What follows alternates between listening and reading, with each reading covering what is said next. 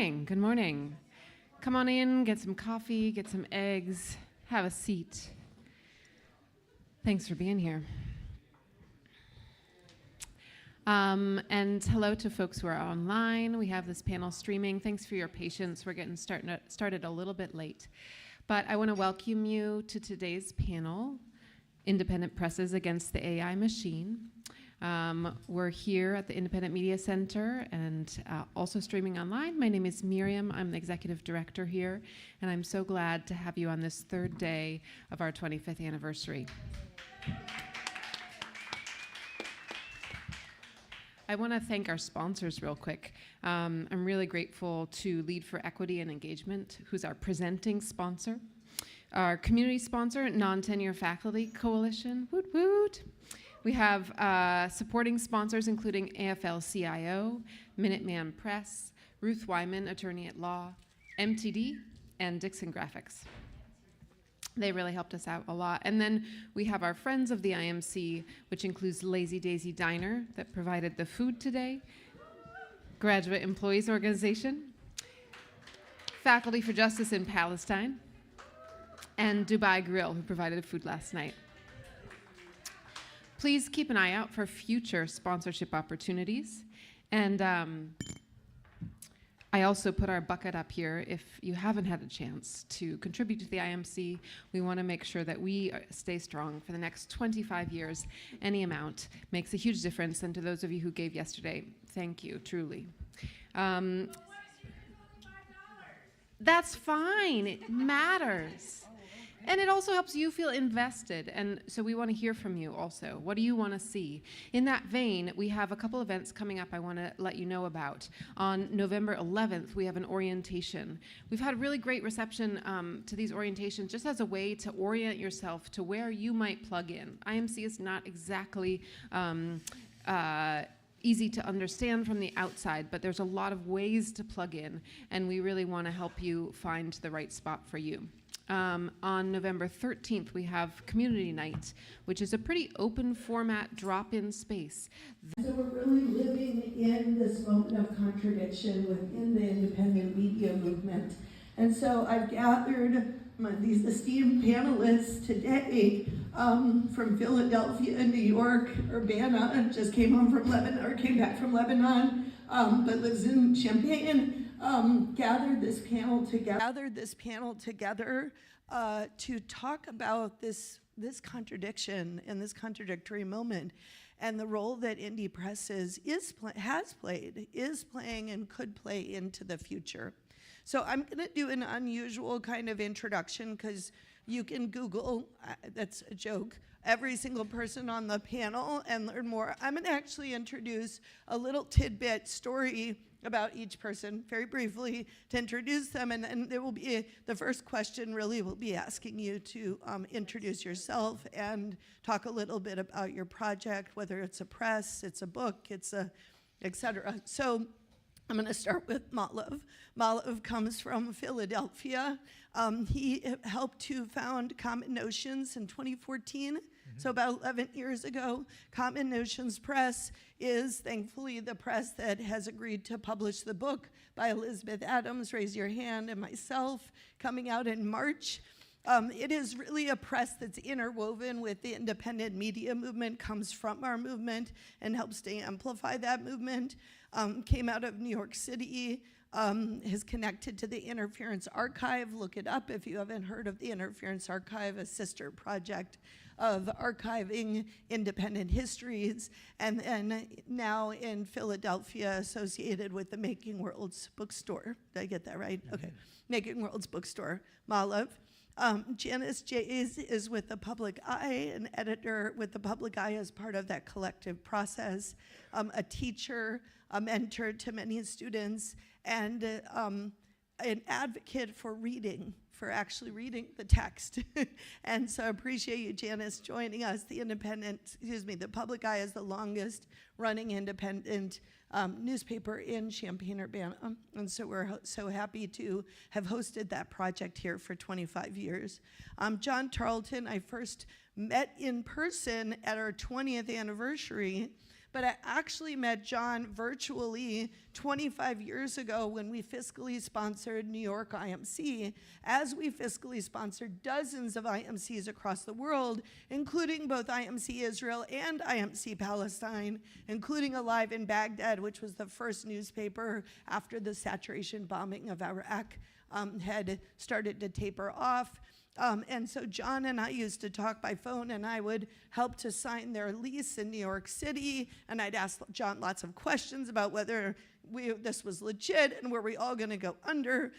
So John lived at the IMC in New York in a closet. This is true. And only 2.5 years. only 2.5 years. I consider him just like our own prairie monk, who is the monk of the prairie, Dave Monk, who you can see. I consider John to be the monk of the independent and independent press, given his heart and soul to the Independent. And you can pick up, please do. It's a wonderful newspaper. They just had their 25th anniversary. It's got a really cool graphic design on the front. As you walk out, please grab a copy of the Independent and consider subscribing.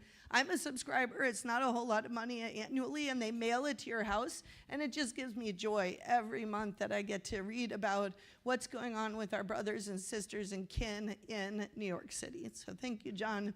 And then next to me is Dr. Anita Chan from the Community Data Clinic, author of Predatory Data, which just came out, Eugenics and Big Tech in Our Fight for an Independent Future. And Anita and I share a history with the Allied Media Project, which continues to this day as a fiscal sponsor for dozens of projects across the country and world, based in Detroit.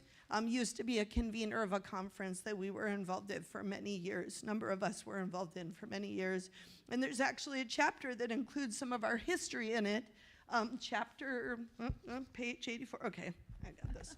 It was page 84, and then I lost it. Anyway, there is a chapter that details some of our movement history here that I'd like to lift up as it's called Of Merit, Metrics, and Myth, Cognitive Elites and Techno-Eugenics in the Knowledge Economy. Now, aren't you interested? So I encourage you to check out Anita's book. And Anita and I have been collaborating for many years through Cunningham Township and the Community Data Clinic. And the Community Data Clinic trains our participants as digital navigators who then serve at the Urbana Free Library as a help desk for other community members. So a real mutual aid model that kind of came from independent media that we continue to this day. So those are my personal introductions for folks who are at the table, and I just want to thank you for your time and commitment to independent media. Very interested in hearing from the panel. We will also take questions at the end, but we have a couple of questions that we wanted to lay out. And if you don't mind, I'll just start with Malav and go down this way, and then we might shake it up a little bit. Please, could you tell us about yourself, any media you make, the press you are involved in, or your work with media justice? If you could speak a little bit to, kind of what you make, and then also what was the original context that gave rise to it, or what is its mission, and then how has it changed over time? So kind of like looking where we were at that time with your project and where we are now. And you can pick your project. I know many of you wear many hats, so it's choose your own adventure on that question. Go ahead, Malav. Okay, well, thank you so much, Danielle, and thank you all for showing up and showing me, first-time visitor to the UCIMC, such enormous hospitality and such an incredible legacy to celebrate. So I'm really honored to be part of this. Microphone a little bit. Yeah, sorry. How's that? I know you're a drummer, so you probably don't do a lot of. I just need a cowbell, I suppose. Well, so Danielle offered you a more than adequate introduction to myself and my work as a founding editor and publisher of Common Notions Press. But just to elaborate, and you will get the goods soon in March, and all of you will absolutely know more about Common Notions through the work that we'll have done with Danielle and Elizabeth in publishing Remaking Democracy.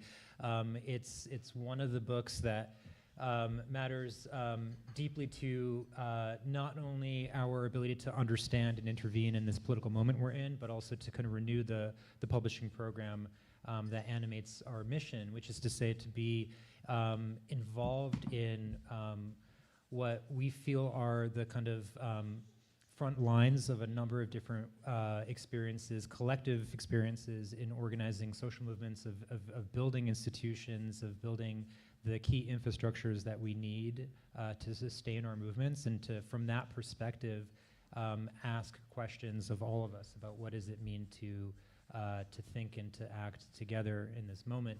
And that is really the kind of collective spirit that animates our publishing work. We want to not only amplify the writers and the voices and the visions of people who come from and carry the sort of legacies of social struggles and social movements, but we want to help translate those into wider audiences, and to do some of the work of helping map where are our experiences landing, not just individually, the different ways that we carry experiences of indignity and exploitation and harm and violence, so much of which is meant to be metabolized individually in ways that we know are increasingly harmful, not only to ourselves but to our communities, but rather to think through what does it mean to be a change agent together, and to connect the dots on that. So there's a kind of cartography to our publishing program.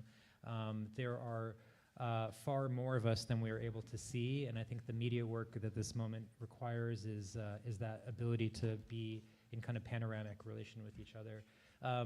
This isn't a new idea. Common Notions Press is a little over 10 years old, I think, at this point.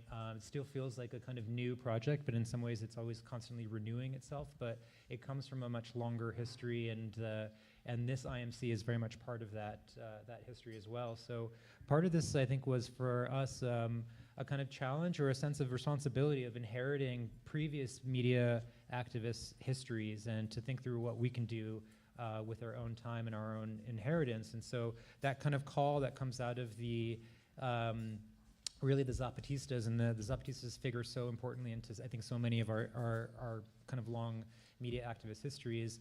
What does it mean to not only be the media, but to create a kind of network of resistance that can communicate across a lot of different contexts and experiences and languages? And then I think there's also a kind of collective intelligence. And so the name of Common Notions is really about honoring the ways in which we all carry and can learn and must vitally learn from each other's knowledges. And so the Zapatistas were just one, I think, primary reference point, but there were many others too, because there are so many important autonomous people's social movements that were crisscrossing the globe at the time, that were steeply rooted in longer traditions of, in the case of the Zapatistas and many others, a land-based, indigenous, anti-colonial orientation to understanding what's at stake in surviving the predations of capitalism and imperialism, and the role of memory and experience, of language and of knowledge, and as the Zapatistas would refer to it,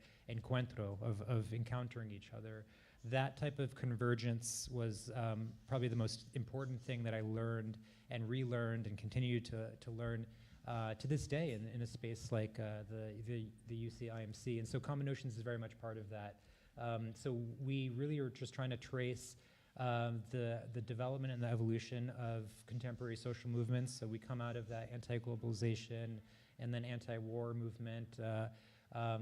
As Danielle mentioned, we were based, and I was based in New York City and in Brooklyn, and more recently in Philadelphia, and in the spaces between. And so very much rooted in the social struggles of those places, and the housing struggles there, the migrant justice struggles, and the student movements there, but also the kind of the global dimensions of those things. And certainly from the end of the 90s to the early 2000s, into the evolution of a whole number of social movements that were kind of arrayed in the moment of the financial crisis in 2009 or so. I think those were kind of key moments for us. And throughout it, there was also a deep question of political education. And certainly in a place like New York City, where we were founded, we're also learning from a lot of people that were deeply rooted in New York City, but also belonged to many other communities in other parts of the world. And that kind of diasporic and internationalist emphasis, I think, in who was in the room and what kind of conversations we were having, to me seemed like an incredibly important paradigm for publishing as well. And then part of that was also, I think, as I said earlier, a kind of sense of responsibility of what does it mean to inherit some of these struggles and the legacies and the lessons that come from that. And so very much wanted to be part of a longstanding radical press tradition that can take seriously our collective histories and to figure out how to help interpret and analyze and learn from those lessons and then to renew those traditions. And so that's the work and that's the kind of vision of Common Oceans Press, and the challenge is always to renew what that means and how we do that and with whom and how do we widen the circle of all of that on the day-to-day. Thank you. I'll pass it to Janice.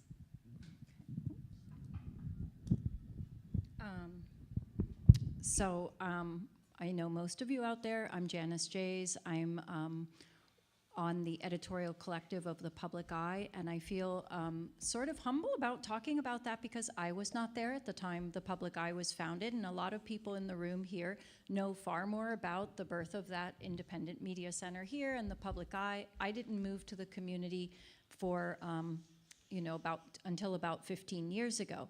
The Public Eye, so I'm going to talk more about, I guess, my experience with The Public Eye.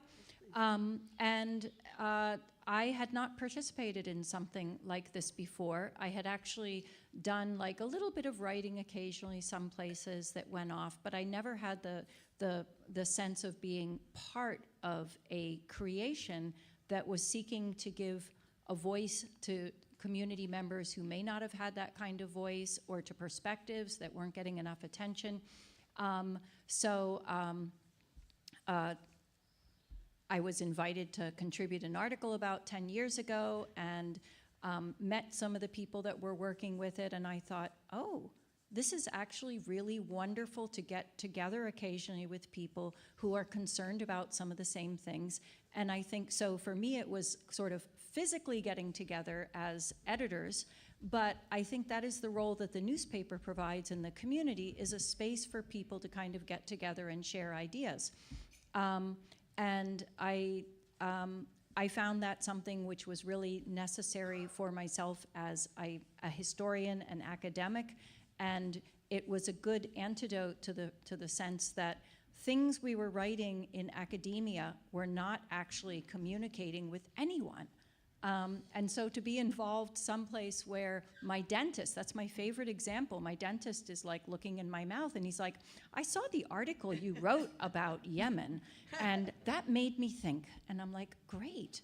But the other part of it, besides for me being able to feel that there was a reason to, be doing some of the writing, there was a way to, I think that a newspaper that can provide a place for that in a community is really good.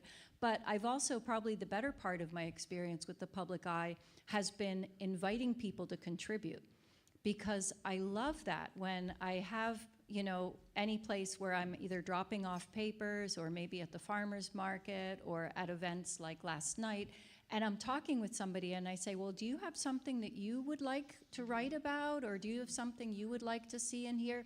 And you can see for many people, they sort of like suddenly think of themselves differently as someone who has a right to share their ideas. Mm-hmm. And a lot of times people can be very hesitant. They're like, well, I don't really write. And I was like, well, do you tell people about what you're thinking? Is there a way we can do this? And so I think over the years, and certainly before I was at The Public Eye, it has served as a place for people to gain the confidence in sharing their ideas with a community. And I think that that has helped them in their later careers, sometimes as writers, sometimes in other areas, sometimes people in the university that are working on a topic that does have social justice implications, but they're not finding that that is the academic publishing market is the place to really be pushing the way they're thinking about their particular project. So I just think it's been great to be a part of something and to be able to share that with people and see that kind of light go on in their eyes, that they should have the right to participate in community discussions in this way. So. Thank you. All right. Thank you, Janice. It sounds like it echo a few things I'm going to touch on. So again, Daniel. Move the mic just a little closer to yourself.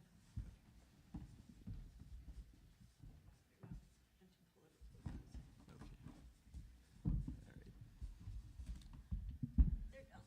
Thanks.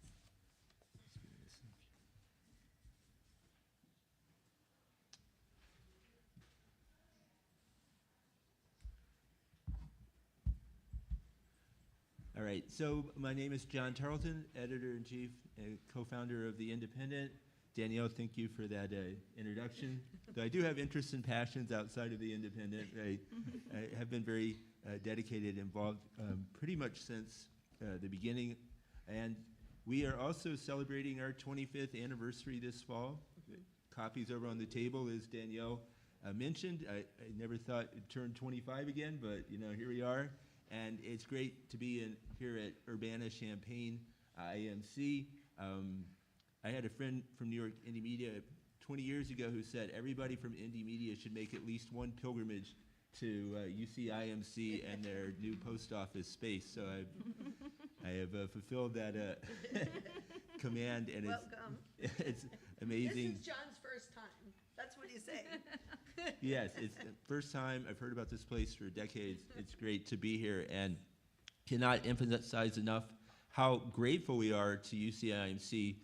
Danielle and others really went the extra mile for us in our early years when we hit some roadblocks, and they, as a fiscal sponsor, provided some additional support that we needed and really helped us get unstuck and moving forward. So, UCIMC, this space is amazing, but its impact around the world and including in New York has really been profound. So thank you to everybody here.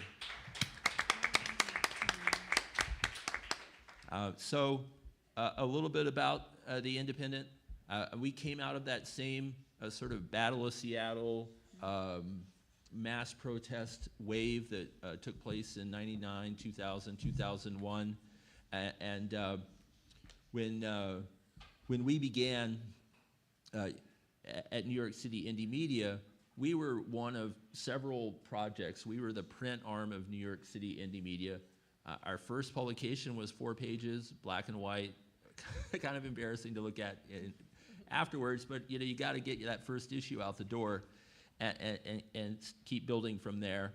And our thinking was, at that moment, that while Indie Media, the website and the network of websites was amazing, its audience tended to be self-selecting, people who kind of already knew about Indie Media and wanted to keep up with the protests. And we felt like we wanted to try to bridge the digital divide, especially of that era. 25 years ago, a lot of people didn't have internet access, and even those who did, it was often very slow, dial-up, kind of service. And we felt in a city of 8 million people, there were so many people to reach, with coverage that they weren't going to get anywhere else from the corporate media. That we could also kind of take that big picture global vision that the anti-corporate globalization movement had, and try to focus that also on more local issues. I mean, immigrant rights, labor rights, police brutality, public education, on down the line. There were local iterations of that we could help explore and inform people about. And I do think sometimes the left, it's beautiful to have an internationalist vision, and it's important, but sometimes the left can be a little oblivious to what's happening, say at city council or around the corner. And that's where a lot of people experience politics. And systemic injustice is right where they are. Yeah. And when the left can't speak to that in a coherent or thoughtful way, you lose a lot of people that might be prone to agree with where you're coming from. So we wanted to speak to that. And I think a lot of it, we envisioned The Independent as sort of an ecumenical big tent for sort of various left-wing tendencies. If you've been in New York, there's some quite a hodgepodge of tendencies, and we wanted to be a big tent paper. We were not trying to be, follow a particular sectarian line or anything like that. But one thing, I think we all agreed on was the shortcomings of the corporate media. And I remember a line from an address that Subcomandante Marcos of the Zapatistas gave at a media conference in the late 90s, where he sort of sent a video from film somewhere in the jungle of Chiapas. And he had this line about how the giant media conglomerates seek to reproduce the world in their own image. And that's what we're up against. And one of the ways they do that is sort of with this fake objectivity, where their bias is toward the status quo. So they make it, like, oh, we're normal and you guys are like activists. When they're often activists for the status quo, never more than when we've seen in the genocide against Gaza, and it's their support for Israel. But we were skeptical about the objectivity, and the story of the woman who really helped launch the paper. Her name was Anna Noguera. She recruited me and others to join her. A couple years earlier, she had been a student journalist at a SUNY campus north of the city. She had been the editor of her school paper, and the faculty advisor was a big fan of hers and was like, I'm going to help you have a great career in journalism. I'm going to get you an internship at the Wall Street Journal, where I used to work. Kid, you've got it made. Except Anna started publishing stories the campus administration didn't like, including ones about how the administration was covering up sexual assaults on campus because they didn't want to scare away the, potential students. And her advisor ultimately took her aside and was like, you're not going to get that internship, and you don't have a future in the media because you don't understand the way the world works. So there's kind of corporate media telling on itself. And of course, Anna, she went to the A16 IMF World Bank protests and came back from that after encountering indie media with the vision. And again, we all would connect in the coming months and launch this project. And one of the things in New York, that I realized, and I was very new to the city, and one of the things I did was help start distributing the paper, not just editing and writing. And we would put the paper out. Back then, there could be 5 or 10 other papers, And the thing is, in media, there's a constant competition for people's eyeballs and attention, and you have to deliver a quality product. It's not enough to just have a good idea or good intentions. You really have to deliver something. And of course, the tension for us was, well, we're an all-volunteer operation. We're not the New York Times. So one way we reconciled that is we started doing very basic reporting workshops. You want to become a citizen journalist? We would host these workshops at the space we had on a Saturday afternoon for 4 hours. We'd give people the very basic,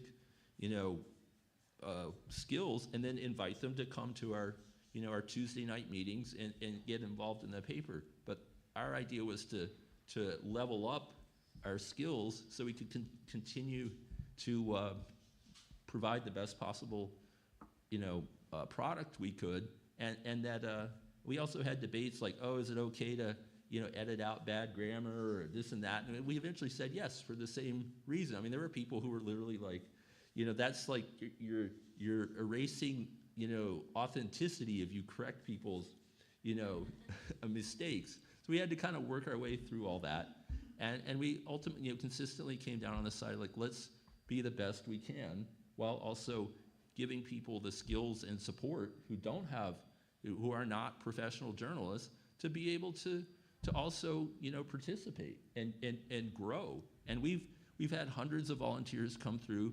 We've been able to provide that sort of support and mentoring so people can level up. And at the same time, our readers have come to really trust us. And I think when we talk about fighting the AI slop machine, is that one thing is becoming a trusted source. People know we're not gonna deliver, a bunch of automated gibberish. And what else can I say?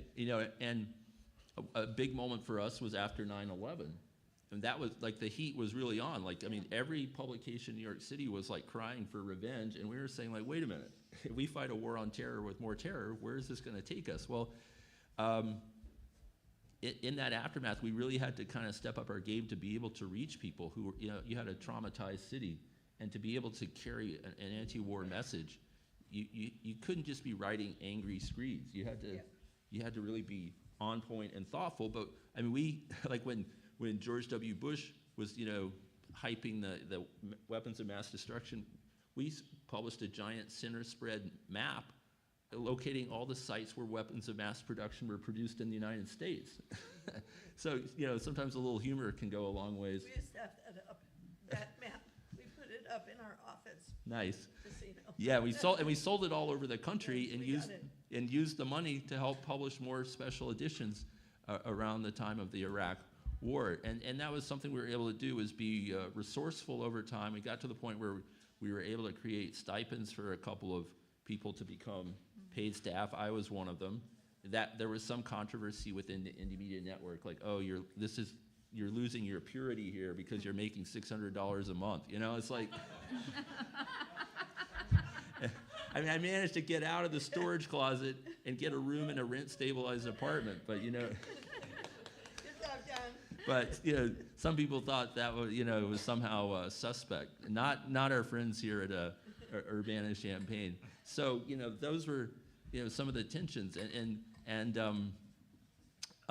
so over time I would say we became kind of the diary of the New York left, covering everything, the anti-war, the RNC, Occupy Wall Street, Black Lives Matter, and so much more. And one of the big adjustments we really made in the last 10 years has been the rise of left-wing electoral politics in New York City. When we started, another thing we all agreed on was that the Democratic Party was a complete waste of time.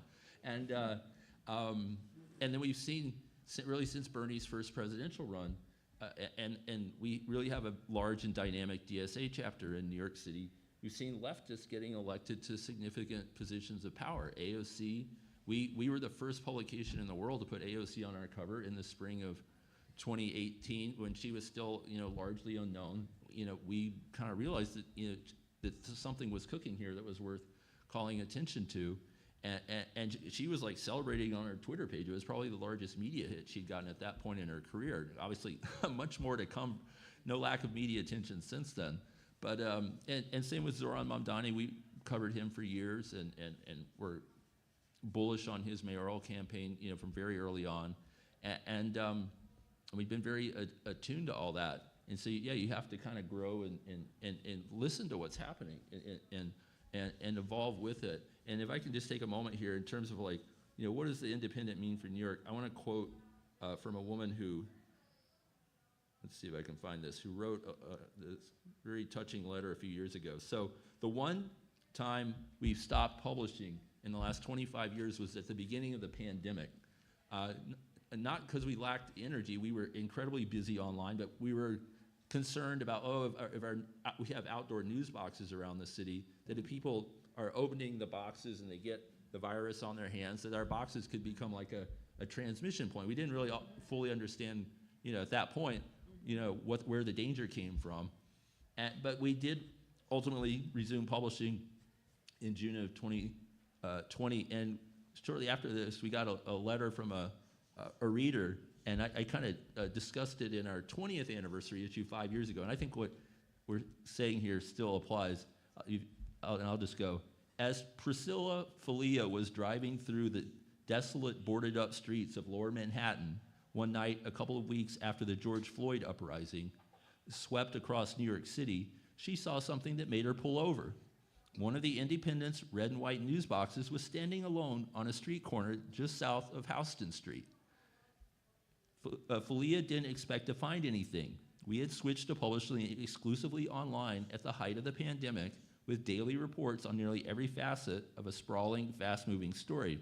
Nonetheless, Falia later wrote us, quote, "I just had to stop and pay homage by touching the box and opening the little door. Then she got a jolt. a stack of brand new indies.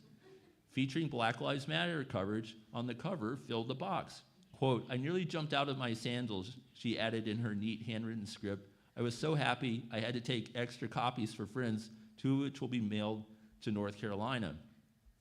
The Independent was launched 20 years ago, now 25. It was a conspiracy of hope. Our goal was to reach tens of thousands of everyday New Yorkers like Priscilla Falia, who hungered for an alternative source of news and analysis that challenged the conventional wisdom of a corporate-dominated society and brought back stories of resistance from the streets of New York City and the far corners of the world. 20 or even 25 years is both a long time and the blink of an eye. Each issue we have published has been a small miracle. To still be standing is a bigger miracle. That we're making readers like Priscilla jump out of their shoes decades later at the sight of a new issue is the best news of all.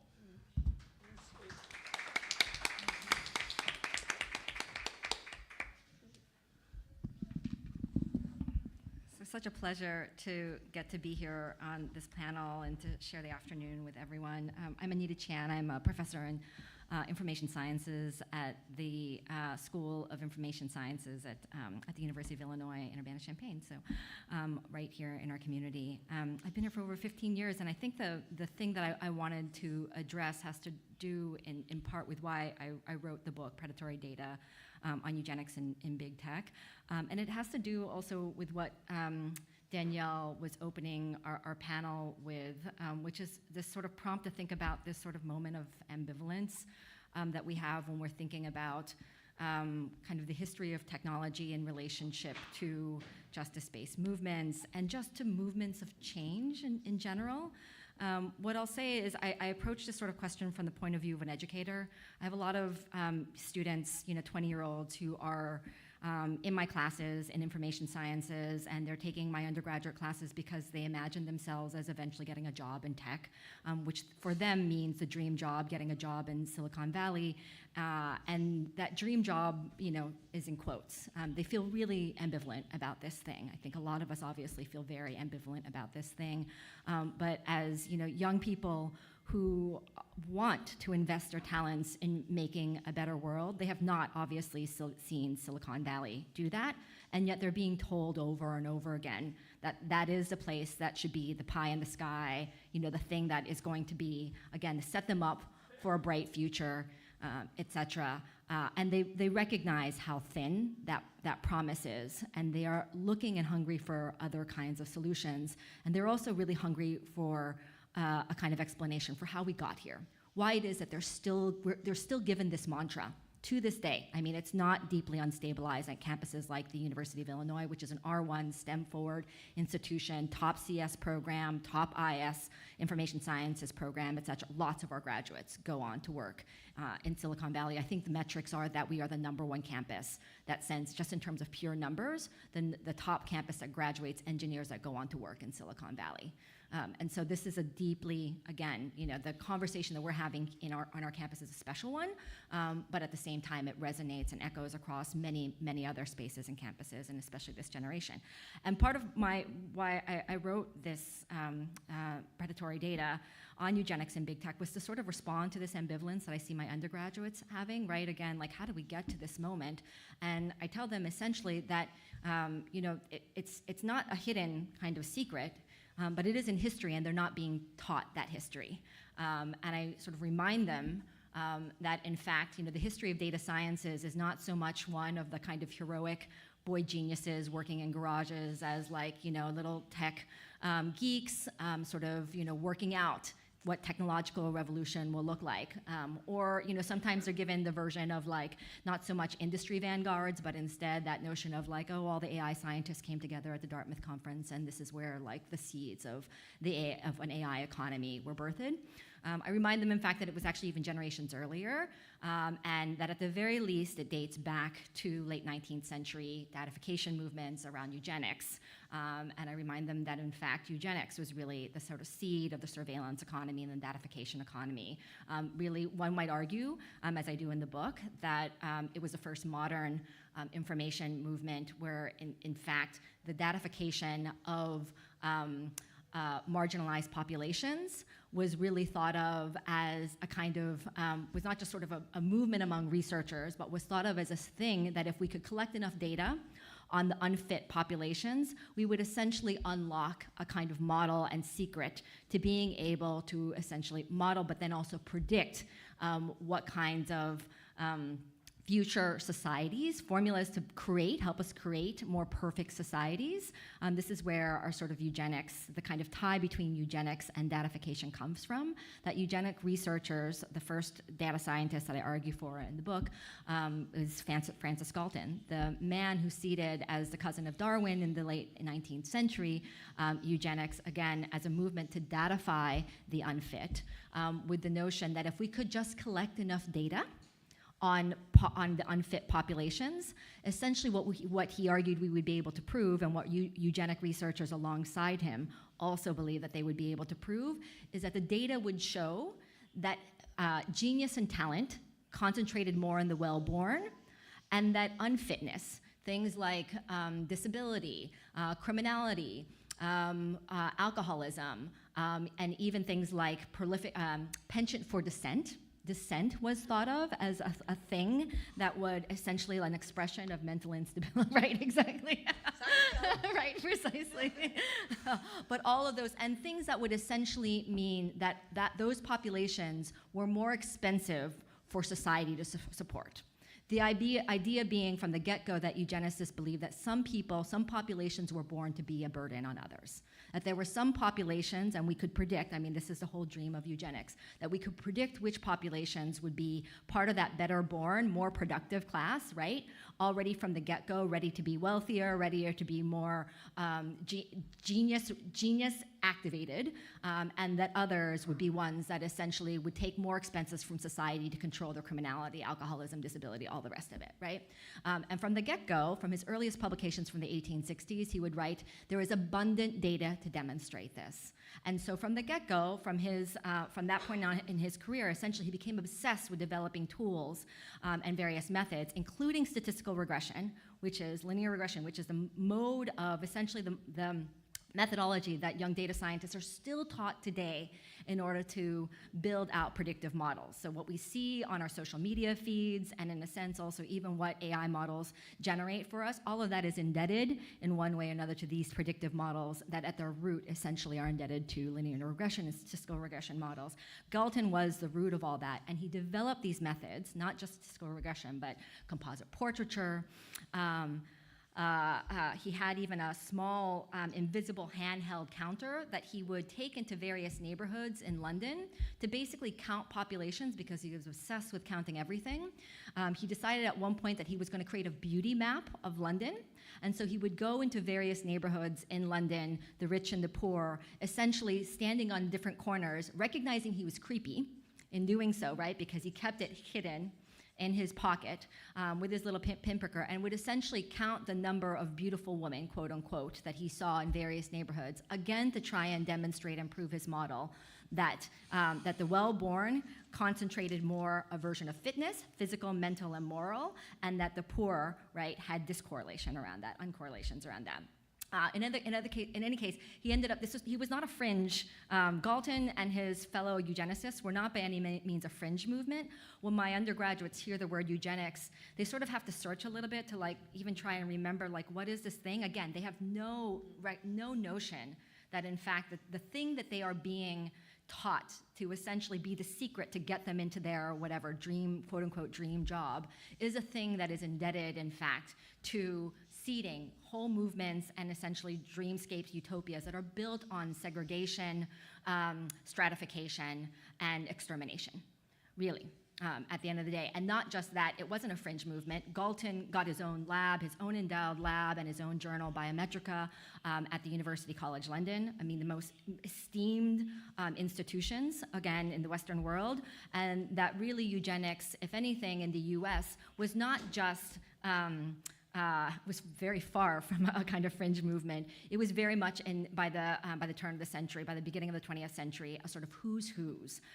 There were Supreme Court judges, founders of the first president of Stanford University was a well-known eugenicist, David Starr Jordan, who was hired, who had already made his reputation as a eugenicist at the University of Indiana, helping to seed the first laws and advocacy for sterilization laws of the unfit that ended up getting passed in over 30 states in the US by the 1920s. The US was not by any means an example of fringe movement of eugenics. We were really the exemplar. And it was precisely because of the US and its demographics around immigration and pluralism that eugenicists especially were hell-bent on trying to get the US to be a kind of model for how to manage pluralism, tamp down on democracy, and essentially reprogram society and advocate, remake policy to essentially privilege the well-born. Our whole immigration policy was reshaped at the turn of the century, not just with the first immigration bans that the world had ever seen with the 1875 and 1883 Chinese Exclusion Acts, that let's remember, if some of us might remember the 1875 and 1883 Chinese Exclusion Acts, that some of us might have even been taught that we got those essentially through competition of labor, right? That it was labor that ended up getting stirred up to try and lobby against the bringing in of Chinese men as cheap labor, especially on the West Coast. The first Immigration Exclusion Act that we ever got was not about Chinese men. It applied to Chinese women, the 1875 Page Act, right? The Chinese women were not competing for labor. They were being excluded based on their notion of being contaminants, genetic contaminants who were bringing in bad blood, and that would seed mental, moral, and physical unfitness because of their very proximity to white populations as both domestic workers and also as prostitutes, but with the notion also that the Page Act would essentially brand any Chinese woman that was coming in as someone who would be prone to some version of prostitution and essentially become a risk. It expanded by 1883 to also include Chinese men, of course, and by 1917 and 1924 exclusion acts that is, applied to much broader populations that included Southern and Eastern European populations as well as Jewish populations, but that were all essentially outcomes of eugenic propaganda and eugenic lobbying, essentially to ensure that immigration was not, as eugenicists argued, bringing in immigrants who had higher proclivities, according to studies of eugenicists that were literally the front page of the New York Times at the time, Henry Goddard, where he would argue that 80% of US immigrants that were coming in through Ellis Island were mentally unfit and feeble-minded. And so one can see already how immigration became essentially this sort of catch-point area that started, with applications to certain classes, and gradually and increasingly grew to essentially apply to larger and larger classes who were essentially being denied democratic liberties and rights and being told essentially that we needed to impose heightened surveillance on these populations precisely because they bore greater risk and carried greater risk to well-born white Americans in the States. So all this is just to say that this is not a history that my undergraduate students are taught. From the very beginning, just to say that an important thing to also remember is not just that eugenicists were from the very get-go the seed of our surveillance economy. They were our original data scientists, but that they were also deeply, and I think it's obviously suggestive of my comments, but deeply, deeply hateful of democratic policies. They essentially imagined democracy as a kind of scourge on society, that democracies essentially enabled resources that should only be filtered to the fit and to the well-born. They were wasting them by essentially enabling populations that would never amount to anything to essentially get the same rights, resources, and liberties as the well-born. How dare they? From their own point of view. How dare they waste resources that really should be going to me and my brethren, the kind of, right, the real productive classes, the real talent and the geniuses, and instead distributing those in a way that will stagnate society and that will only weaken civilization. That was their argument then, and that is still the argument that we see coming out of Silicon Valley today, generations later. If there is a mistake that we have done in terms of training our young technologists, information scientists, and young grad, it's this sort of notion that we, again, don't allow our students to know their history, to see their history, and to also recognize that they too, and there'll be time I'm sure in the panel later to address this, but that they too are in positions to remake history otherwise. And again, they're just simply not given those tools.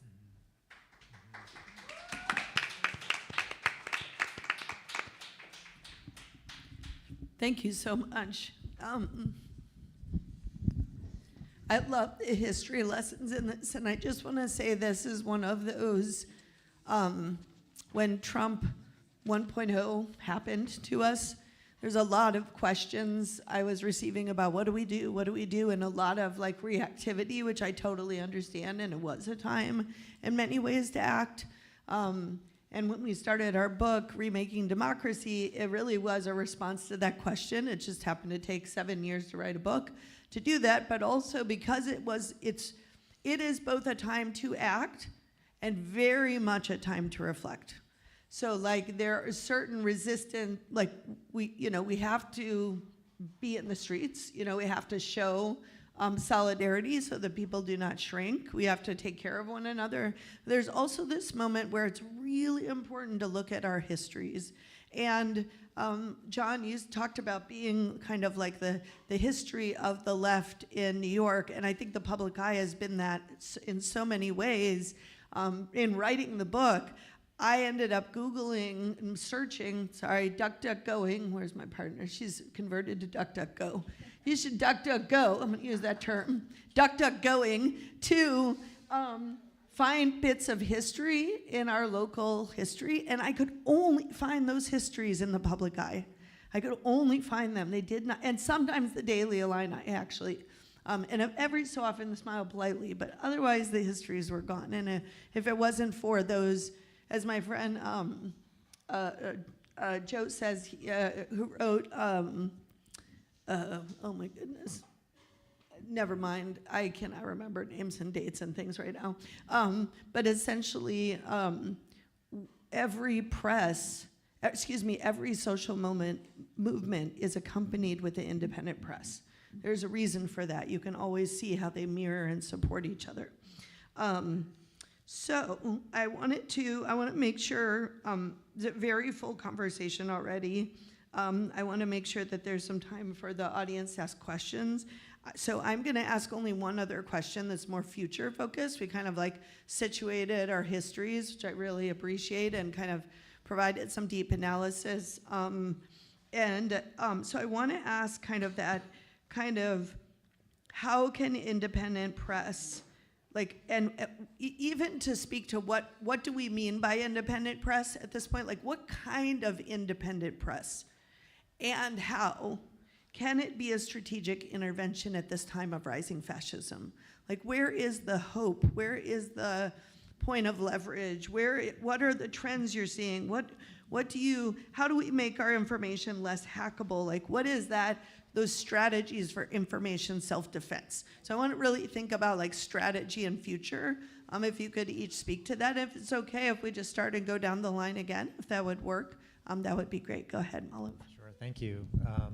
And I'm just remembering too, yesterday, Gus was on the panel reflecting on the importance of collective self-defense, but also a kind of strategic initiative and offense as well. We need to fight back, and so maybe both of those are part of the dimensions of your question, Danielle. And just to say maybe that any question about our collective future has to really start from the kind of the historical insight that we can gather. And so I think Anita's your intervention was really well taken. I think there's a lot to work from there, and understanding of what fascism today looks like. I mean, it is mutating. It is in itself a kind of mutation of other forms of authoritarian and autocratic forms of power, but they have historical precedences, and I think learning those really help. And I was thinking, entering into this weekend and joining the celebrations around the IMC, that, you know, like, not in any kind of gesture to sort of impose upon the rich and diverse history of the IMC here in Urbana, but, you know, in some ways this has been always an anti-fascist project, because the elements of it are already the kind of elemental forms of what anti-fascism implies or requires. And yeah, maybe just in the interest of time, just thinking a little bit, and we can do this collectively, a kind of point and counterpoint for what fascism is putting on the table today, and what is it demanding of or imposing on all of us, and what are the counterpoints that can be our starting points for that. So, you know, this moment requires an enormous amount of our consent too. It's not just a kind of imposition. And so how do we slowly and through attrition and through a kind of forfeiture of our collective sense of imagination and courage, give into the fear impulse and the isolation and the fragmentation our media landscape is enormously charged to continue to stoke? And what do we do impulsively, generously, and intuitively with each other to refuse that? The project is steeped in stealing our capacity to exercise our own forms of power, to discover what we can do together. Our anti-fascist media histories and our collective projects are counterpositioned in a long experiment in what does it mean to organize directly democratic organizations, and to experiment with those, to find the limits of those things and to push beyond those, and through deliberation and analysis and strategy. I think those are the kind of tools that are in our toolbox that matter enormously in this moment. And I think ultimately all of this depends on a kind of rule of experts, and a kind of, again, a kind of deferral of our own sense of collective intelligence and sensibility. And Janice, as you said, and John, you as well, I mean, there are ways that we can activate each other and encourage each other's protagonism. And I think those are always going to be longstanding forms of anti-fascist political power that's very ordinary, that's very much within all of our hands. So yeah, I'd say that's kind of, for me, the crux of the matter. What can we do to learn and deliberate? There is, there's two forms of power at odds with each other in this moment, and ours is much, much more imaginative and much more inclusive, and I think ultimately much more hopeful. The other side doesn't have a vision for the society, right? It doesn't have a place for any of us, and its annihilationist or eliminationist logics, I think, are really a kind of infinite regress. There's not a kind of project that they're building around. So we have certainly we have a lot arrayed against us, but just think of all the forms of life that we give expression to on every day. That form of care, I think, is an important part of the anti-fascist tradition in this moment as well. Thank you.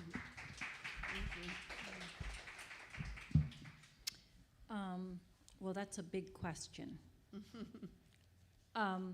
One of the things that I have been thinking a lot about this topic while walking the dog and trying, to remember not to get hit by cars while I'm walking the dog, because this is a big topic. But I think one of the things that is really, that I didn't necessarily think was such a huge part of this for me when I first became involved with the public eye was just the importance of the local.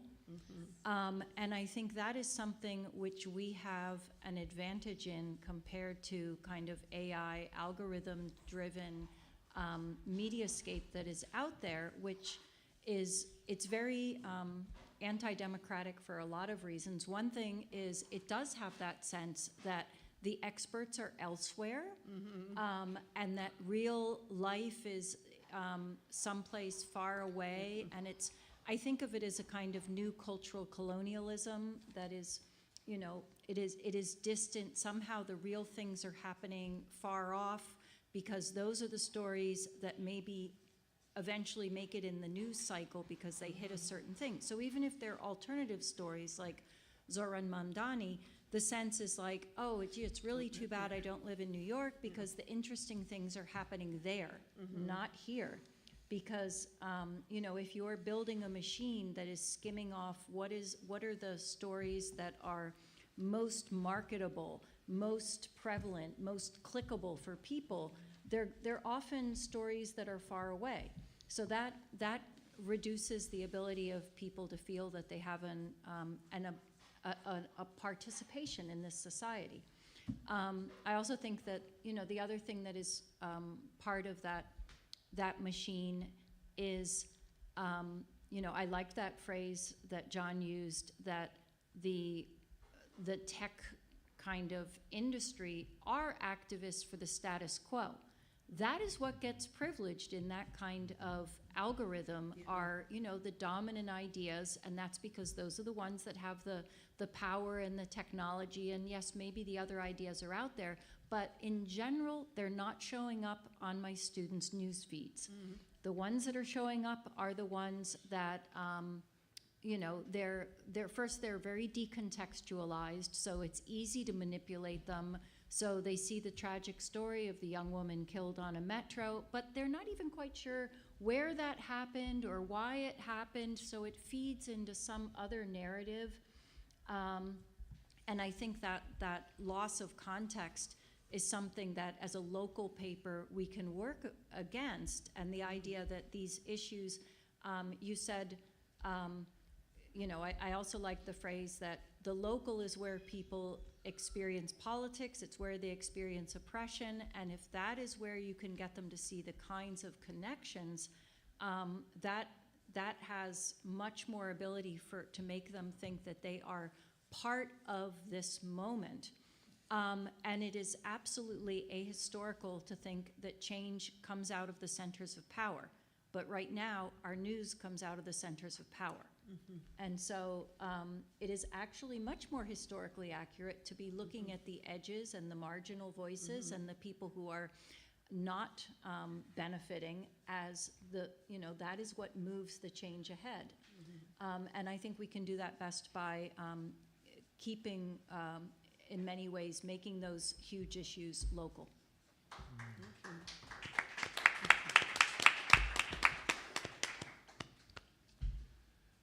Okay, so how we can intervene in this moment, I think was the question. Yeah, strategies for intervention and also visions for the future.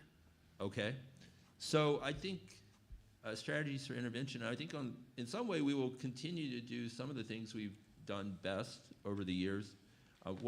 In New York, one thing we've been able to do, I mean, we do try to speak both to, you know, activists as well as people that are kind of outside of activist world, but maybe like left curious or just wondering why the world works the way it does. So we try to speak to both of those audiences.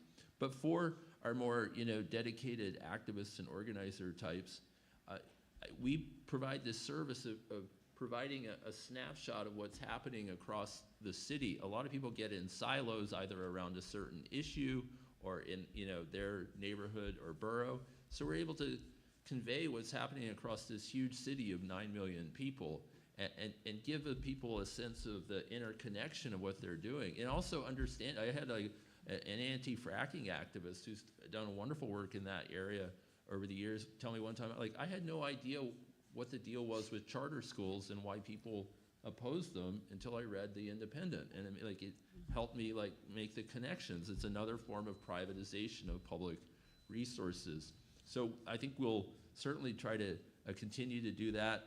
You know, I think I've had people, you know, say before that the indie, you know, makes it feel like our movements, like that we all exist as like a movement, not just a scattershot collection of groups working on their own. So we're certainly going to try to continue that. And I think we have been able to create a sense of an indie community that's not only the many hundreds of people that have come through our doors and worked on the paper, but for all the people who read the paper, support the paper. I mean, we're talking, in that sense, tens of thousands of people across the city. So to continue to provide a sense of being a part of a community of people that believe in justice, that believe a better world is possible. And I think that's something important to sustain in this time when there's so much social atomization that's only the AI and things like that are only just trying to accelerate. And then I think another thing we've always tried to do, we not only provide information, reporting is on the ground reporting has always been key, information analysis, but also we really try to give people a sense of their own agency, that hey, you can get involved too, what you do matters, and we have our events calendar and all of that, but also in different articles you can come away with a sense of like, oh wow, people are doing things, like ordinary people like me are doing things and making things happen. I could do that too. And I think that's important because, if you're, we really try to avoid just being like, doomers. That's the easiest thing to do right now, is to be a doomer. And then for our particular moment in New York, we are going to have our first left-wing mayor in almost a century, almost certainly starting on January 1st. The election is next Tuesday, not this Tuesday, but the following Tuesday, and it's very, very likely that Zoran Mamdani is going to win. Yeah, it's going to, I mean, this is going to create a whole new dynamic for our coverage, because whereas City Hall before has been controlled by, neoliberals and billionaires, at least on paper, we're going to have an administration that was brought into power by social movements and hopefully continue to be responsive. And we have a couple of articles in our upcoming November issue about housing organizing, where people are pushing back against their slumlords. And previously City Hall would give you the back of your hand, but now it might be tougher times for the slumlords, and every reason in the world for tenant groups to start getting organized and to be pushing their issues, and that goes across a whole spectrum of issues. So we're going to, definitely continue to push that. And just, one last note, when we think, well, yeah, the Zoran Mamdani thing, it's a faraway thing, et cetera. I went to this event in Chicago in the summer of 2016. After Bernie's campaign ended, the National Nurses Union put on this giant national conference, Bernie stock, as some people called it. And the whole discussion there was like, oh, how can we bring the political revolution back to our hometowns and run people for office. And it was all very inspiring, and I heard people from different places being like, we're going to do this, we're going to do that. I remember sitting in a little circle with Larry Kramer, who was like an activist lawyer in Philadelphia who became the district attorney the next year. And I came back to New York. I was like, wow, what's going to happen here? Back then we had our primaries in September. I was like, like what kind of, stories are we going to cover? Of all the congressional, legislative primaries, I mean, you're talking about dozens and dozens in New York. There was only one contested primary that whole cycle. It was like being an office holder was just a lifetime sinecure until you were ready to either move up or move on. And that has so dramatically changed, but it's because people decided to make it change. And in particular, we have a very large and dynamic DSA chapter in New York, and beyond any particular position they ever took, the thing that really struck me about them is they were super committed to doing door-to-door canvassing and just going to talk to people and talk to them at the doors, see what their interests were, and try to move them toward supporting socialist candidates. And they won some races, they lost some races, and I remember the corporate media, in recent years, a lot of the socialist candidates lost over like defund the police hype and propaganda, but the whole time they were still building their organization, gathering information on where their supporters were. So when Zoran started, he had this enormous floor to work from that the corporate media didn't understand. And so anyway, all of that was the product of people at a very granular level going out and talking to their neighbors and getting organized and acting strategically. So while it seems like a big New York story, and it is, it's also a story that can be replicated almost anywhere in America. Awesome. Thank you. Then our last speaker, Anita, to the same question, and then hoping to have about 10 minutes at the end to have questions from the audience and answers. And I'm going to ask Miriam if I could get your support for microphone on that piece. Yeah, so I'll just kind of give echo some of the diagnostics that the rest of the panel sort of leaned into around both localism and sort of this means to address this version of isolationism. I write about the exhaustion that we see in the kind of current moment as a kind of monofuturist collapse. In other words, that part of what AI engines have been generating for us, and also part of the reason why we see such a kind of like almost from whether it's my 20-year-old students or from larger publics, again, just a sort of sense is this really it? Is this really it? Is because, in fact, even if these engines can generate things that sort of sometimes are okay to use, they'll pass for trying to, kind of quickly try and get something on the page for an undergraduate homework or assignment, or maybe they'll complete an email for you, and they'll do just adequate, right? I mean, because they're essentially generating some version of probabilistic response that by and large can sort of be a safe bet for lots of users, but are never ever going to actually genuinely express any version of real creativity. There's no spirit, there is no humanness there, right? And so really when you see that kind of like, when I diagnose, as I think many of us have across the panel, a sort of just sense of hopelessness. I mean, I literally see this even with my 20-year-old undergraduates. It's almost a sense of nihilism. Like there's really no point to try and do anything because now, precisely. It's very, very devastating to kind of see that sense of like stolen future. But I also take it as another version of exhaustion and critique, that they're looking for a way out. Again, they just haven't been given the tools to be able to see their way out of it. And again, I try, as I think many of us on the panel have underscored, to remind them of our lessons from history. If we think right now looks bad and terrible, let's just take ourselves back into the late 19th and early 20th century in any large city or Chicago, right here, right across the street from us here in Illinois. You could walk into any sweatshop and not just see devastating labor conditions, but very normally see 3-year-olds and 2-year-olds working in a factory, exposed to dangerous chemicals with deformities and physical deformities and all the rest of it, and not only have it sort of completely be thought of as normal, but actually also eugenically justified as a good thing. That we see the children of immigrants working in these factories at the scale they do because it is a good thing. It's a good thing we're giving them these jobs because it will teach them from being idle. It will keep them from being paupers, and it's probably the best thing we can possibly do for them because they're never really going to amount to anything. So at the very least, let's do something that will keep them a little bit productive. That was the argument at the turn of the century, and that was completely thought of as normal and tolerated. It is not that we've gotten rid of sweatshops by any means, but by now, at the very least, fast forward, that most of my undergraduates would at least think of that as alarming and surprising, that they would not be able to walk into any kind of workplace nowadays, or even a factory in Chicago and see any sort of work condition that would parallel anything of that scale. It did not happen by itself. We did not just get rid of these things because we suddenly sort of woke up the next morning and decided that this was morally abominable. It took coalition building at the local level. I mean, Chicago history of labor organizing, coalition building across feminist and immigrant solidarities. We have many examples of that, but we can go into, part of the U of I's campus is Hull House in Chicago.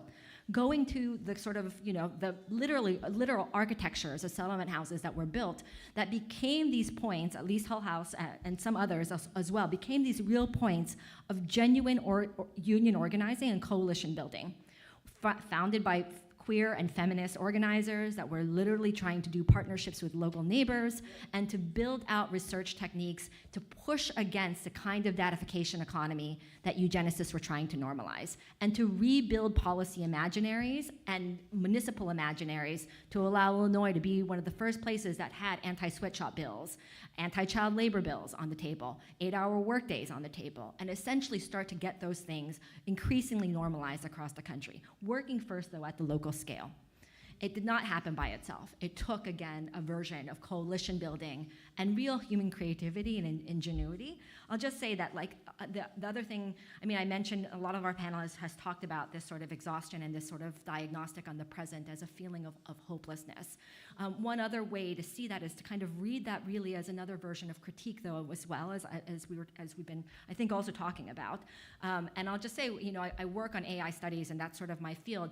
Every time I look at any survey of what the public is, what the public thinks on AI and our sort of future, this sort of promised future that Silicon Valley keeps on throwing up on all of us, that it's going to be this beautiful, like, utopia, right? Seamless, and everyone's going to have, you know, everyone's work problems are all just going to be solved. We'll all just be much more productive, and there'll be new scientific revolution. No one is convinced of that. We'll all be unemployed. Right, yeah, right. Precisely. Most of them, most of the public, and they don't need to be, you know, information society faculty. They're already on the same page as that. They are absolutely on the same page as that. Literally 80% of the public, 85% if you look at the Pew Research Center's surveys on these, essentially does not think that the AI is going to lead to a brighter future.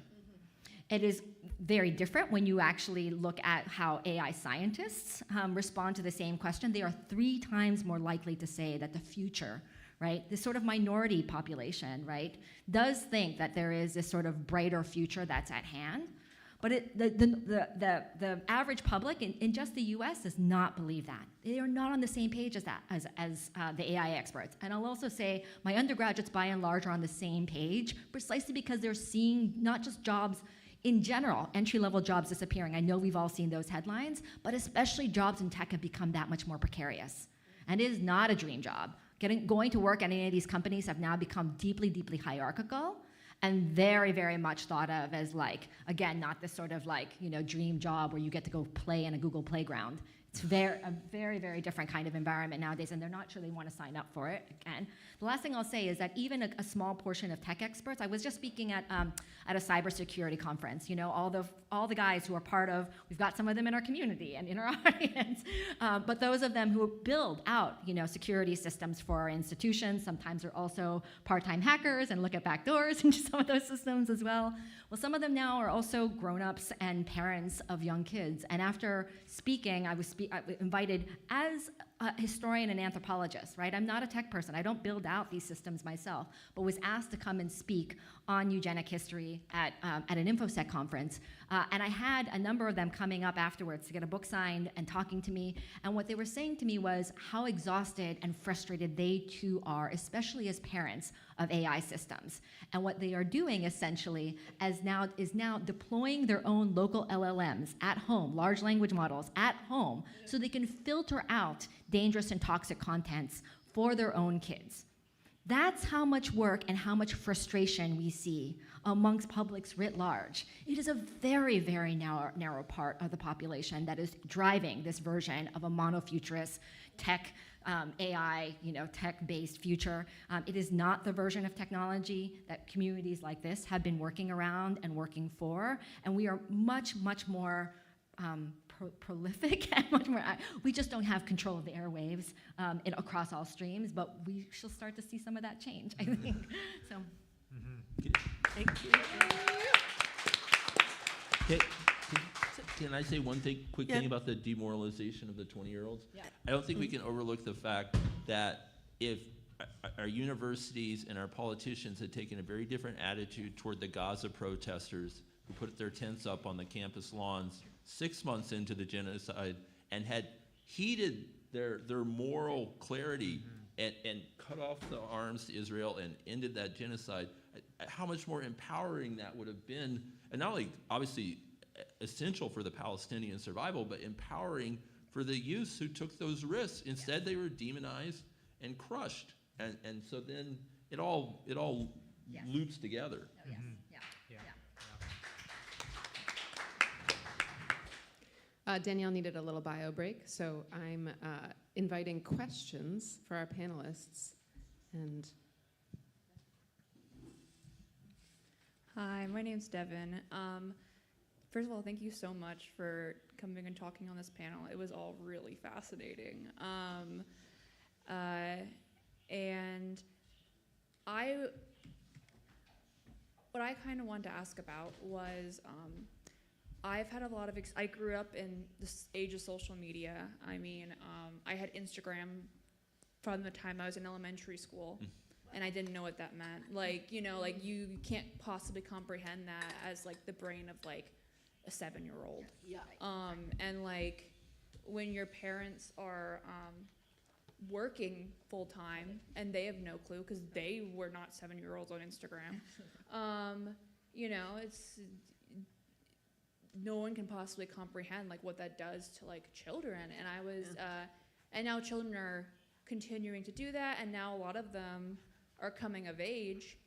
And I think one of the main things that I've noticed and been trying to break out of is I had to really discover reliable media by myself.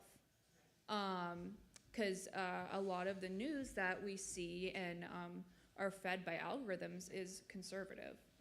And even like the best of what you get is maybe like moderate. I had to dig for things that were reliable. And not a lot of people have time for that. Not a lot of students, and a lot of like what you're saying is, I think it's just that having like a freeze response. I feel like when they're in this transitionary period in their lives, instead of, you know, maybe going down the rabbit hole of like, oh, like there's this whole new world out there, it can be just like, I'm dealing with all these things in my life, like I just want to put everything else on pause.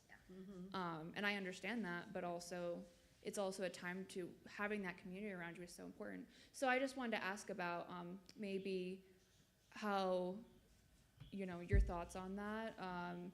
Maybe if you've had experiences with your students or other young people in your lives on like how you've talked to them about those experiences. Yes. The teachers in the room. Yes. Feel free to respond.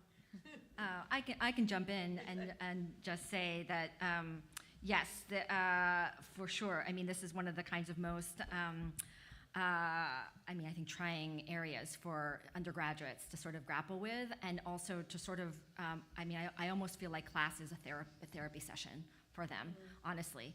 And so one of the things that we are doing, and again, one of the things that I think really makes me hopeful, and I honestly do try and think about this almost like, what do I feel like my 20-year-olds need? Like, and what is the thing that they would ask for without even knowing that that was a thing to ask for, right? Because they go into this, they don't know what the solution could be. They just know that technology as they've been given it is clearly not the thing. And they're tired of it. They don't love being surveilled. They're being told that they're the best. They know technology better than their parents do. They're supposed to be able to figure it out better and figure out how to live with this thing and like coexist with this thing in a way that will make them happy. Of course, their parents are not, right? Because their parents don't know tech. They have no idea. It's the old generation. They're clueless. But they're the ones who are supposed to figure out how to be happy and to live productively. it's complete BS. Right? It surveils them and uses them just as much as it does every other generation. And the parents of the folks who work in Silicon Valley, even the lower grade engineers, but definitely the guys who are helping to run the companies or who are at the sort of like, you know, executive tables, they don't send their kids to schools with high cell phone use or any technology. They are going to high FaceTime Montessori schools where it's like they know exactly what it is that this is actually doing, and it's not a superpower engine for cognitive thinking. It's exactly the opposite, right? I mean, absolutely, it is. Can I share a little good news? Yes, yes, please. A number of states, both Republican and Democratic led, have started to ban the presence of the phones in the schools during class time. Exactly. You basically have to turn your phone in. They put it like in a little lockbox. If your parents have, if there's some emergency need, you can access your phone. But otherwise, you got to put it aside. And from what I'm hearing, the kids are starting to have like more normal social interactions and all the rest. Absolutely. And that, so it is there is this belated awareness that this stuff is toxic, especially for kids. And it's not a red or a blue issue. It really is something that crosses a spectrum.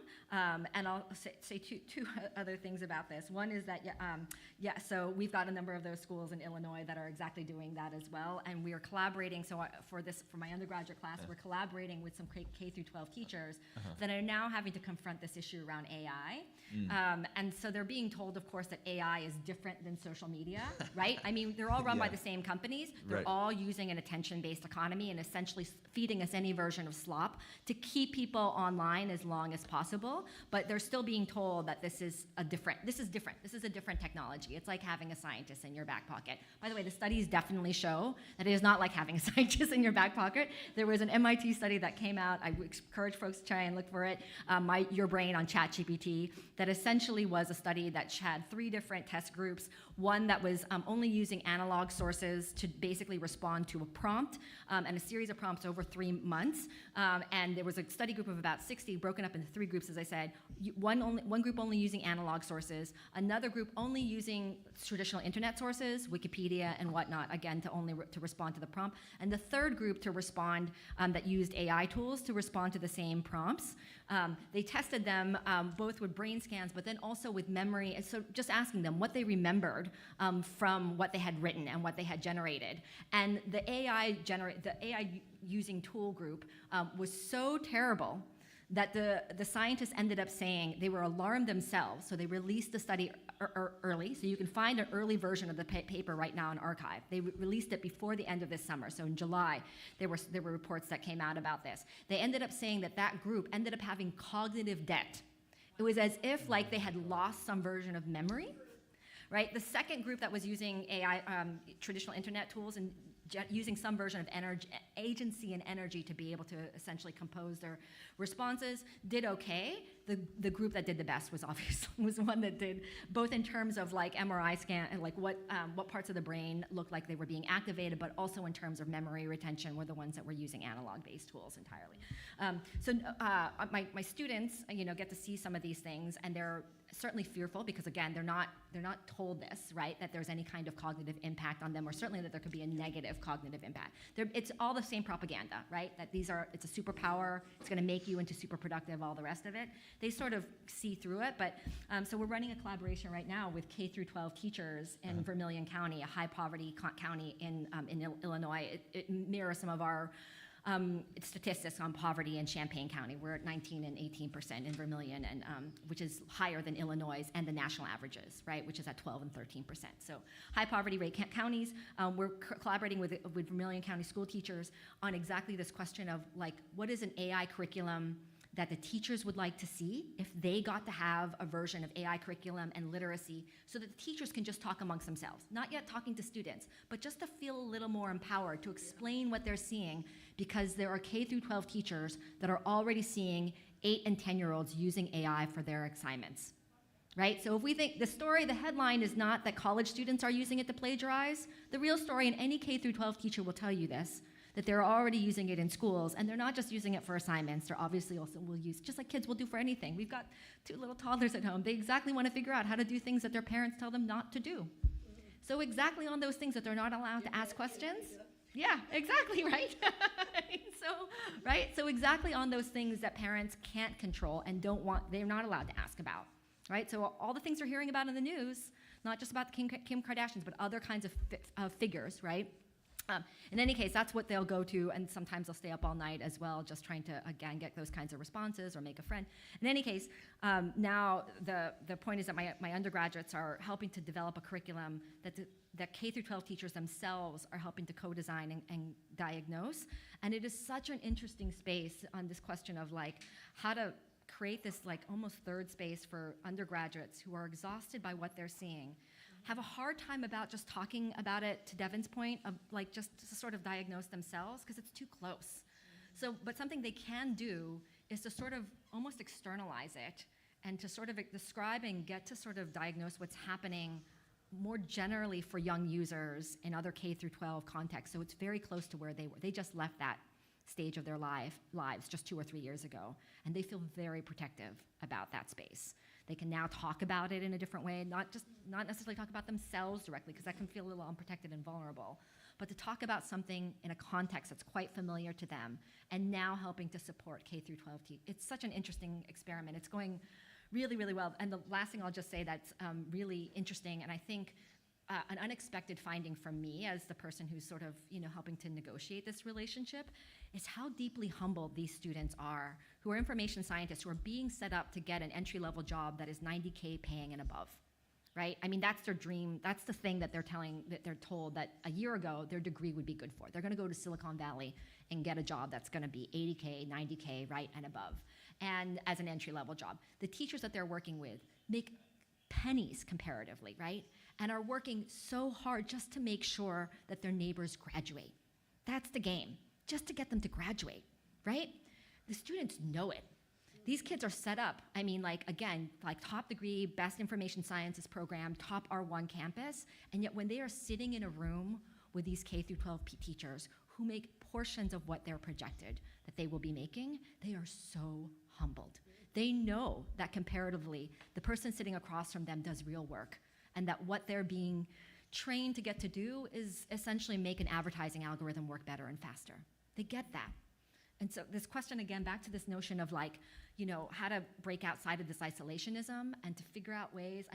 IMCs do that. We do this in our day-to-day, reminding ourselves that that really is a place where some version of change is happening. And not to, right, I know that this group does not do that, but to remind our neighbors especially of that, right, that is really where the level of change happens. And I'm happy to report in New York, a good amount of our readers are younger people. Yes. It's a whole cross-section of people. It's not just the olds, it's the youngs too, who want to get off their screen and welcome the opportunity. Yeah. I just want to we're getting to closure. I just wanted to see if there was any other questions, the burning questions in the audience. We could take one more and then close out. Okay. But yeah, thank you so much. I guess in some ways this sort of builds off of Devin's question about media literacy, but also, whether we're teachers or historians or running news outlets, and whether it's, I guess, coming from human bad actors or AI, it obviously seems like one of the biggest issues right now is also just disinformation.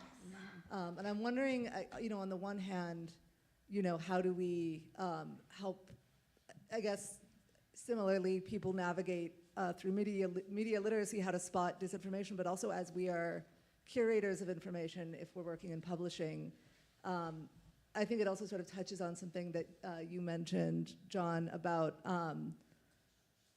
the limits of authenticity, and when do you correct grammar? Also, how do you, I guess, curate information to make sure that it is true while still staying authentic? I'm gonna just process-wise, because I saw 3 hands go up at once. Why don't we take all 3 questions and then just, see if we can get a response to each one of them, and we'll just be brief. Go ahead, Pam. Okay, just wanted to make a comment. We're all getting, we have our progressive funds on Facebook or whatever, media we're using, and I'm noting more and more there's AI-generated stories being shared, and they're pretty obvious to me, but they're apparently not obvious to everybody. So somebody who I deeply respect, posted one of these, and I wrote a comment back, and I said, this is AI generated. And then somebody responded to me. What did he say? He said, does it matter? Little Red Riding Hood is made up story, but I'm sure it saved a few lives with the lessons learned from the content. Okay. I said, yes, I think it matters. This is me. Yes, I think it matters. People are losing a grip on what's real and what's not. We need to hear real stories from real people. And then he says, unfortunately, we're hearing them and people refuse to believe them. So what he's saying is we're believing the fantasy, even though it's a nice story and it's a good, feel good, and it's got a moral to it, but it's still AI generated, right? So I just wanted to make that comment because it just happened yesterday. Thank you. Esther, do you have his hand up? Thank you. God bless this panel. Once again, I'd like to thank Mary, DJ BJ, and lovely Daniela. My question is this, in a hypothetical fashion. And I would like to ask this young lady, sitting right here, First question is two-part. Hypothetically, how long do you think, with AI, the inception of it coming on, how long, with given the information that she's given us, first of all, do you think hypothetically this would take place? Second of all, how will it affect the larger communities as well as this particular size of a community in the future? Great questions. Thank you for your questions. I'll open up to the panelists. It's choose your own adventure. I'll Yeah, go ahead, I'll John, start you with can do- yeah. her question. I didn't catch your name, but so at the Independent, I mean, okay, the discussions about whether to allow poor grammar or mistakes in the paper, those were resolved a long time ago, like 24 to 25 years ago. That ship has sailed a long time ago. But you know, to maintain the quality, yes, the material that goes into our articles is either from, you know, original interviews or being directly on hand to, you know, observe something, or from, you know, rigorous research that the reporter can provide links for. It also helps that since we've been on the scene for a long time, like, I can certainly if a story is missing a component to it, it's not just the errors that can slip in, but the errors of omission. Like, we've covered a lot of this stuff over 25 years, so, you know, we can kind of recognize when, wait a minute, this story is incomplete. We need to go back and dive into it further. So there's definitely the advantage of time and experience as well. And yeah, but thank you for the question.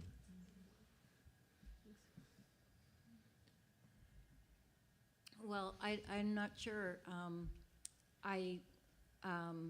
This whole panel has made me really think a lot more about how AI affects this community, the circles, about the changes that I've seen in the last couple of years. And I'm not sure if it was exactly what you're asking, but one part of it is I am absolutely stunned at how quick the change has been in, I would say, the last 18 months.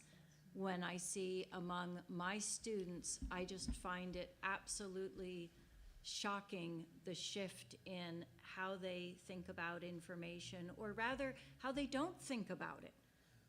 And, you know, there's been a long problem where we've talked about, you know, reliability of sources and looking out for other kinds of information. But, you know, what I hear back from them constantly is, you know, everyone else is doing it, which of course is part of the message of the people who write AI, is that they have to do it if they want to be successful. But just shifts from, you know, last year, my students actually seemed to take notes. Last year, they were doing Google summaries of readings and articles. And of course, that just flattens everything into mush. Mm-hmm. They don't really learn about arguments. They don't learn to think about news that way. This semester, the big thing has been they're all taking notes on their phone. They bring their phone in, they press the record button, and they're like, it's so much more efficient. It's not going through their brain and through their pencil. You know, you see all of us up here, we all have pens. It's so exciting. But, you know, like, that was a huge change, and that's another kind of sort of AI tool that's marketed to be efficient, but it's just teaching you not to think. And so my last thing, I guess, thinking ahead about this, I sort of said, I think of this as kind of a new kind of colonialism. Mm-hmm. They have somebody's controlling the information. They have the sense of these false values. Real life is someplace else. It kind of reminds me of people thinking about, you know, maybe growing up in the West Indies in the 1800s, but reading Jane Austen as the norm, you know, or 20th century also, place, right? Yes. This idea that somehow real life is taking place someplace else rather than all around them. And we need a new kind of post-colonialism to kind of confront that. And part of that is really thinking about the structures of how, what are the powers behind what ends up passing through their Instagram feed or their, their sense of what news is and what they aren't seeing. Devlin, you're right. It's hard to find those alternative sources. It's even harder to keep them in front of you when the conservative and non-progressive news items are the ones that are showing up so much more frequently. So. Was it Devin or Devlin? Devin. Devin, Okay, sorry. okay. No. Your question, I think, is also, I think this is all connected to the other two questions. I realized that I came of age at a time when, where I grew up, it was incredibly hard to access information, the kind that I wanted, and I think it came back to me as a kind of like sense of like insurmountable injustice. Like there was just like no conversation to be had about what's happening in my block or neighborhood or town or city or much less like other parts of the world. And there wasn't really that kind of access that came from the internet. It was like mail order. It was part of the act of searching and discovering and finding that like behind whatever source of information you're looking for, there's a community that's producing it. So the act of discovering something was also the act of learning something was also the act of discovering you're part of a community. And we're in this sort of now kind of upside down world where actually you can access anything and beyond.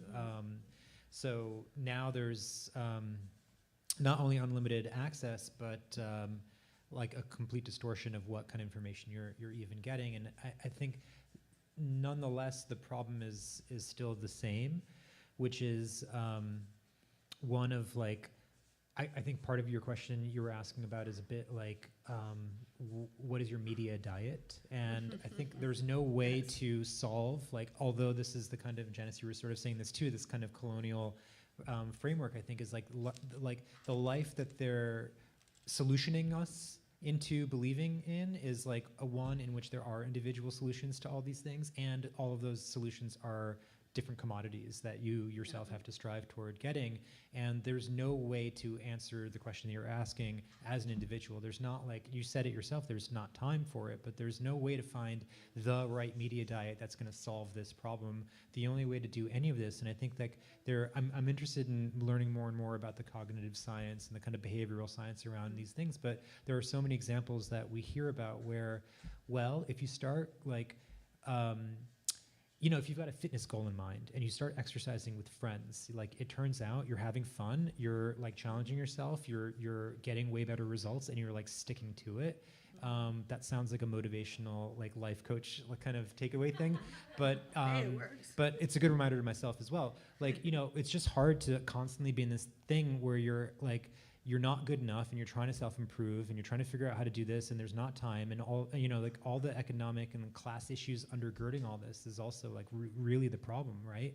And the AI world that's being imposed and colonizing us is a class project, and we're not going to solve it without a kind of class solidarity around those things. And I think like part of that, I mean, there's a lot of ways that class politics shows up and should show up as like solidarity.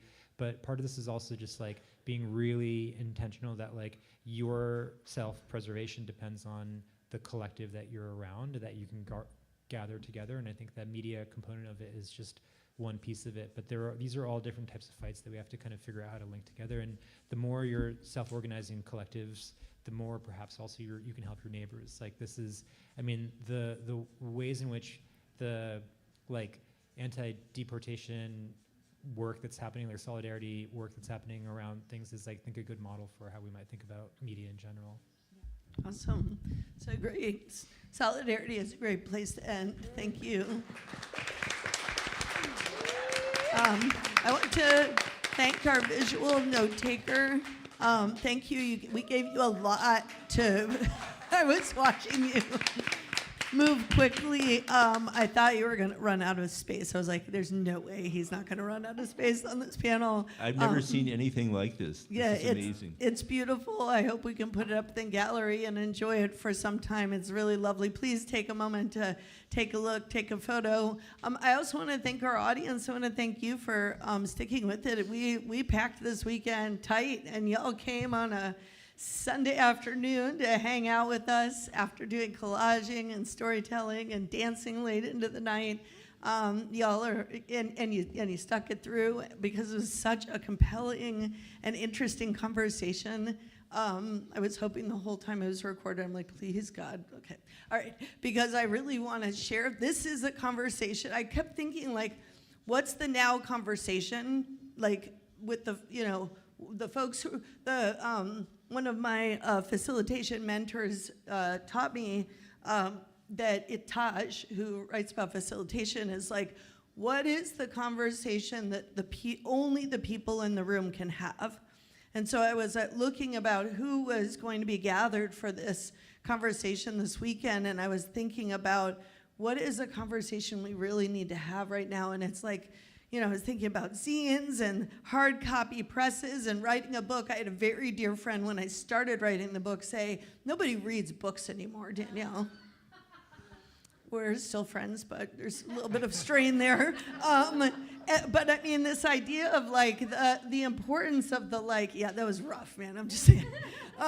The importance of the printed word, all of a sudden, I just filled my notebook with ideas and no one's watching my eyeballs. I won't be fed advertisements based on what I wrote. All of a sudden, I want to hold the book in my hand. I want to look into your eyeballs. I want to sit around a table, things that we really took for granted.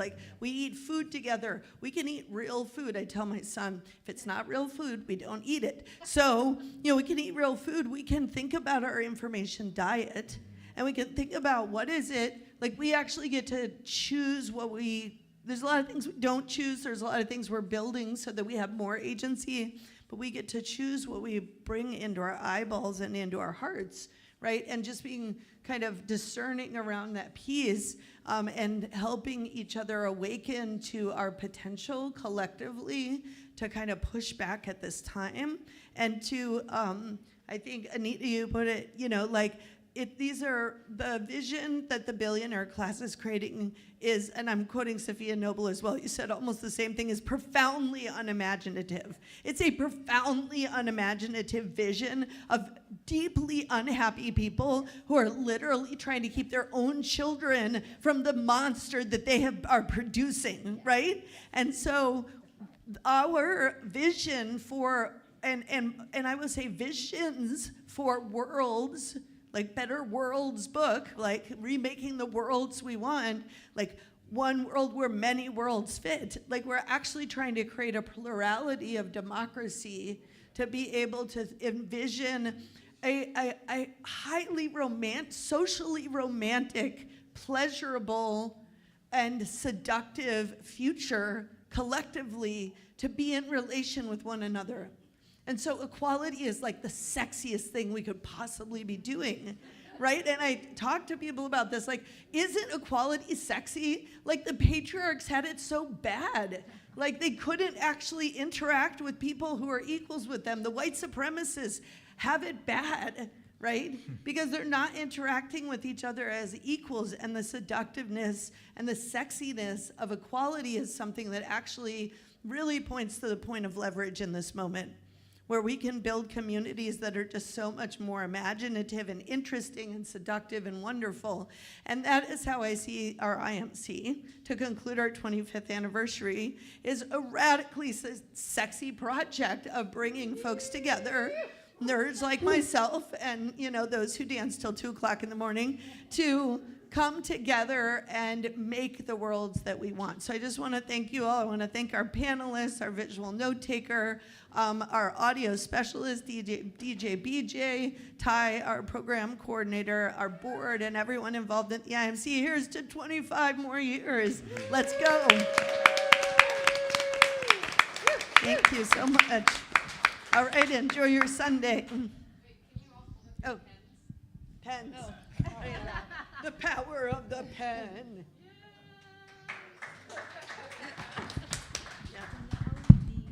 Yes. Maybe that can be your yeah. next book, Danielle, The Sexiness of Equality. It's in the book. That statement is in the book, but yes, we could have a whole thing about it. And Anita has some postcards. What do you think, I- Marla? Yes, let's do it. Anita has some postcards for 30% off her book, and I can't say enough good things about this book. I'm learning a lot from it. I didn't know.